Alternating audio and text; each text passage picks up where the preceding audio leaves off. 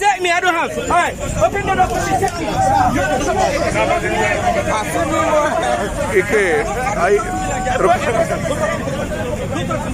Ah, pero ven acá, bro. Sométalo. I don't have the documentation. No paper, no paper. No paper, take me. Bueno, pues tiene que mostrar su documento. Bueno, él no muestra documentos. Hey, tell him. I don't care. They don't have no paper, right? Take them the nice way. They can be hit by a car, they can be dead, whatever it is. I don't care. I'm not against you. I know what they don't have no paper, yes. But take them the nice way.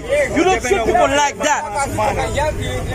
Tell him that. Es lo que está reclamando, que dice que las condiciones, la cantidad, el camión no tienen condiciones humanas para deportarlo, que hay que tratarlo como seres humanos. Don't treat them like that. If I treat you like that, when Dominican, tell them, Dominican and Haitian over there, they fight each other. I get that. They don't have no paper, that's fine, right? But take them the way the national they're supposed to take. Running in the street, they're gonna hit by a car, they will be dead, whatever it is.